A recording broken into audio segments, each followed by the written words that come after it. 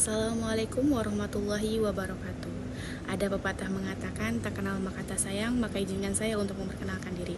Nama saya Yeni Dwi Yunisa dari Universitas UIN Sultan Maulana Hasanuddin Banten, Fakultas Tarbiyah dan Keguruan.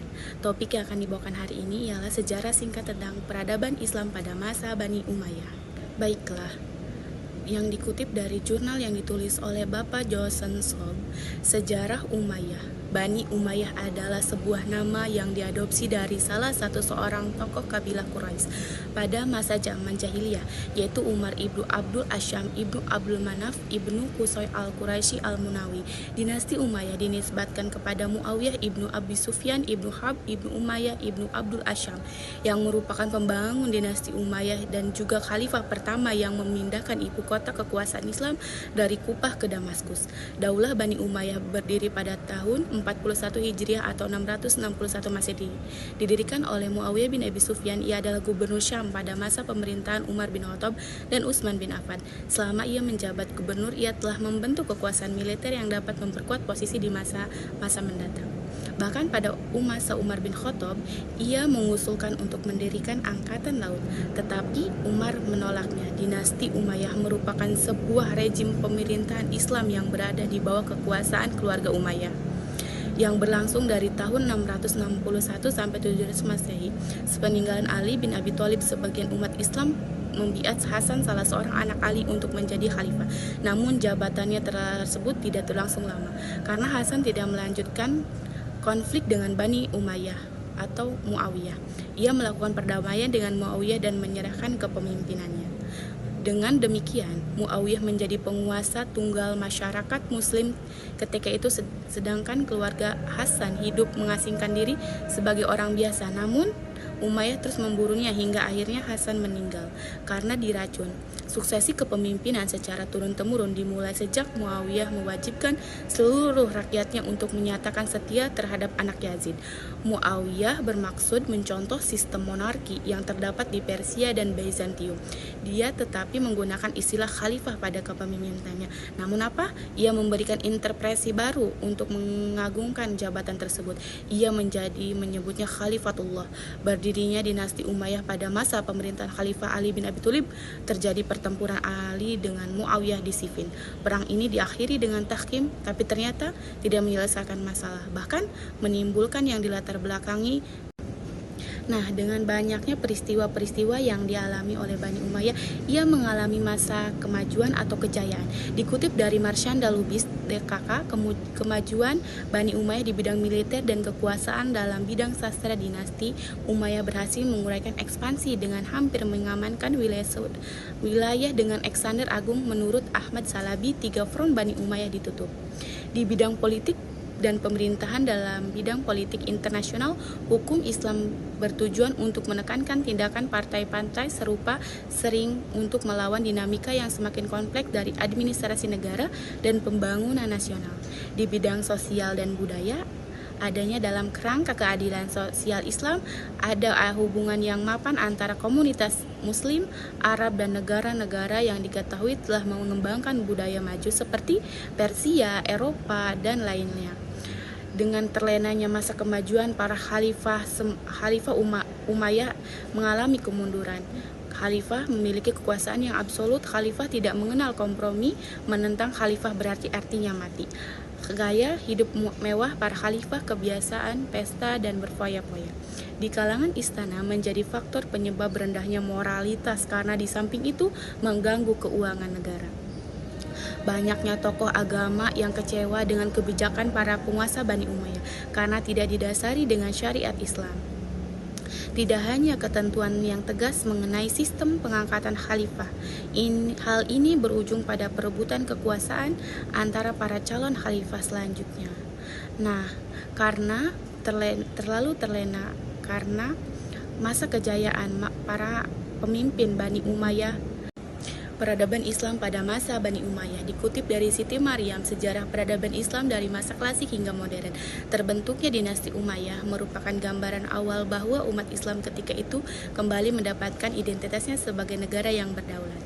Juga merupakan fase ketiga Islam yang berlangsung selama kurang lebih 1 abad. Perubahan yang dilakukan ini tidak hanya ke sistem kekuasaan Islam dari masa sebelumnya, yaitu masa Nabi dan masa Khulafaur Rasyidin. Perubahan-perubahan lainnya di bidang sosial, politik, keagamaan, intelektual, dan peradaban. Pemindahan ibu kota dari Madinah ke Damaskus melambangkan zaman Imperium baru dengan menggesernya untuk selama-lamanya dari pusat Arab, yakni Madinah yang merupakan pusat agama dan politik, kepada sebuah kota yang kosmopolitan. Dari kota inilah Daulah Umayyah melanjutkan ekspansinya kekuasaan Islam dan mengembangkan pemerintahan sentral yang kuat, yaitu sebuah imperium Arab ekspansi yang terhenti pada masa Khalifah Utsman dan Ali, dilanjutkan kembali oleh dinasti ini. Di zaman Muawiyah, Tunisia dapat ditaklukkan di sebelah timur. Muawiyah dapat menguasai daerah Khurasan sampai ke Sungai Okhus, dan Afghanistan sampai ke Kabul. Angkatan laut melakukan serangan-serangan ke ibu kota Bizantium, Konstantinopel. Ekspansi ke timur yang dilakukan Muawiyah kemudian dilanjutkan oleh Khalifah Abd al-Malik. Ia mengirim tentara menyerang Sungai Okhus dan akhirnya berhasil menundukkan Balkh, Bakhara, Khawarizm, Fargana, dan Markan. Selain keberhasilan Bani Umayyah dalam ekspansi wilayah, Bani Umayyah juga menorehkan prestasi dalam bidang pembangunan fisik. Baiklah, bangunan fisik apa sajakah yang dibangun oleh Muawiyah? Dikutip dari Joseph Sob, Sejarah Umayyah, ia membangun pos-pos serta menyediakan kelengkapan peralatannya, membangun jalan raya. Ia juga mencetak mata uang sendiri, membangun panti asuhan, membangun gedung pemerintahan, membangun masjid, dan juga membangun rumah sakit, membangun studi kedokteran. Masa kemajuan Bani Umayyah di bidang militer dan bidang kekuasaan. Dikutip dari As-Salabi Sejarah Kebudayaan Islam 1, ada 3 golongan yang keluar dari warisan Ali. Umat Islam menjadi terpecah. Golongan politik yaitu Muawiyah, Syiah, dan Khawarij. Pada tahun 660 Masehi, Ali terbunuh oleh salah seorang anggota Khawarij. Dengan demikian beralihlah masa Khulafaur Rasyidin dan memulai kekuasaan Bani Umayyah. Dalam semangat politik Islam, kekuasaan Bani Umayyah terbentuk pemerintahan yang bersifat demokratis, berubah menjadi monarki hidrodetis, kerajaan turun-temurun. Hal ini dimulai ketika Muawiyah mewajibkan seluruh rakyatnya untuk menyatakan setia terhadap anak Yazid. Peristiwa tahkim berdasarkan sejarah yang kita pelajari ialah berlaku berebutan kekuasaan antara Ali dan Muawiyah yang membawanya mereka ke meja perundingan. Muawiyah bin Ali Sufyan sudah terkenal sifatnya yang tipu muslihat, yang licik. Dia adalah kepala angkatan perang yang mula-mula mengatur angkatan laut, dan ia pernah dijadikan sebuah amir al-bahar. Ia mempunyai sifat panjang akal, cerdik, cendekia, lagi bijaksana, luas ilmu siasatnya terutama dalam urusan duniawi. Ia juga pandai mengatur pekerjaan dan ahli hikmah. Daulah Bani Umayyah yang berpusat di Damaskus telah diperintahkan oleh 14 orang khalifah. Namun di antara khalifah-khalifah tersebut yang paling menonjol adalah Khalifah Muawiyah bin Abi Sufyan, Abdul Malik bin Marwan, Walid bin Abdul Malik, Umar bin Abdul Aziz, dan Hisham bin Abdul Malik. Dinasti ini setelah mengalami kemunduran, dinasti ini juga mengalami keruntuhan. Dinasti Umayyah berjaya kurang lebih 90 tahun, namun pada akhirnya mengalami masa-masa kemunduran, ditandai dengan melemahnya sistem politik dan pemerintahan, di samping munculnya berbagai tekanan dari luar berupa pemberontakan. Kekhalifahan Bani Umayyah sangatlah lemah dan tidak mengendalikan pemerintahan dan keamanan, terutama setelah pemerintahan Hisham bin Abdul Malik. Di kalangan keluarga khalifah sering terjadi pertikaian, misalnya yang dilatar belakangi oleh perebutan kekuasaan untuk menduduki jabatan khalifah. Khalifah Hisham diteruskan oleh Al-Walid II, Yazid III, Ibrahim, dan Marwan bin Muhammad. Namun keempatnya hanya mampu memerintah sekitar 7 tahun. Al-Walid memerintah selama 1 tahun 3 bulan, kemudian digantikan oleh Yazid III yang hanya bertahan selama 6 bulan. Selanjutnya digantikan oleh Ibrahim bin Al-Walid Abdul Malik, tetapi bertahta tidak lebih dari 3 bulan dan digantikan oleh Marwan. Selama masa kepemimpinannya, Marwan disibukkan mengatasi berbagai pemberontakan, sampai akhirnya ia tewas di medan perang. Di antara beberapa peristiwa yang mendorong kemunduran Bani Umayyah dapat diidentifikasikan sebagainya karena figuran pewaris khalifah yang sepeninggalan Hisham, tidak ada lagi khalifah yang kuat, mampu memperkuat pemerintahan serta menjaga keutuhan dan kewibawaan negara. Tidak adanya ketentuan tata cara mengangkat, akibatnya terjadinya perebutan kekuasaan di kalangan anggota keluarga Umayyah. Pemindahan ibu kota dari Madinah ke Damaskus yang merupakan bekas ibu kota kerajaan Bizantium. Gaya hidup mewah bangsawan Bizantium dianggap telah memengaruhi dan ditiru oleh dinasti Umayyah. Penyebab langsung tergulingnya Daulah Bani Umayyah adalah munculnya kekuatan baru yang dipelopori oleh keturunan Abbas bin Abdul Muthalib. Gerakan ini mendapat dukungan penuh dari Bani Hisham, golongan Syiah dan kaum Mawali yang merasa tidak dianggap oleh pemerintahan Bani Umayyah. Keruntuhan dinasti Umayyah benar-benar terjadi pada tahun 748 Masehi. Pasukan Abbas bin Abdul Muthalib yang didukung oleh pasukan Abdul Muslim Al-Quraisy menang dalam pertempuran Zab-Ulu melawan pasukan Khalifah Marwan. Kekalahan ini terjadi akhir dari kekuasaan dinasti Umayyah, sekaligus menjadi awal berdirinya dinasti Abbasiyah mulai tahun 750 Masehi hingga 1258 Masehi. Telah disebutkan di atas bahwa ada 14 khalifah dinasti Umayyah. Yang pertama Muawiyah bin Abi Sufyan, ia menjabat dari 41 sampai 60 Hijriah.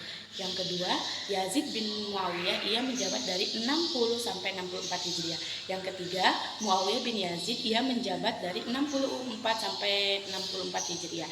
Yang keempat ada Marwan bin Hakam dari 64 sampai 65 Hijriah. Yang kelima ada Abdul Malik bin Marwan, ia menjabat dari 65 sampai 86 Hijriah. Yang keenam ada Al-Walid bin Abdul Malik, ia menjabat dari 66 sampai 96 Hijriah. Yang ketujuh Sulaiman bin Abdul Malik, ia menjabat dari 96 sampai 99 Hijriah. Yang kedelapan Umar bin Abdul Aziz dari 99 sampai 101 Hijriah. Yang ke-9 Yazid bin Abdul Malik dari 101 sampai 105 Hijriah. Yang ke-10 Hisham bin Abdul Malik dari 105 sampai 125 Hijriah. Yang ke-11 Walid bin Yazid dari 125 sampai 126 Hijriah. Yang ke-12 Yazid bin Abdul Walid dari 126 sampai 127 Hijriah. Yang ke-13 Ibrahim bin Walid dari 127 sampai 120 Hijriah. Marwan bin Muhammad dari 127 sampai 132 Hijriah. Dari 14 khalifah yang pernah memimpin Bani Umayyah, 5 diantaranya dianggap berhasil dalam menjalankan roda pemerintahan. Ia adalah Muawiyah bin Abi Sufyan, Abdul Malik bin Marwan, Al-Walid bin Abdul Malik, Umar bin Abdul Aziz, dan Hisham bin Abdul Malik. Martin Luther King Jr. dan Victor Hugo pernah mengatakan, kita bukanlah pembuat sejarah, tetapi kita diciptakan oleh sejarah. Apa itu sejarah? Sejarah adalah gema masa lalu di masa depan atau refleksi dari masa depan di masa lalu. Kita semua tidak bisa mengarah, tetapi kita hanya bisa mengubah masa depan yang lebih baik ke depannya. Sampaikan pada kesempatan hari ini, saya mohon maaf yang sebesar-besarnya. Apabila ada tutur kata maupun tindakan yang berkenan di hati kalian semua,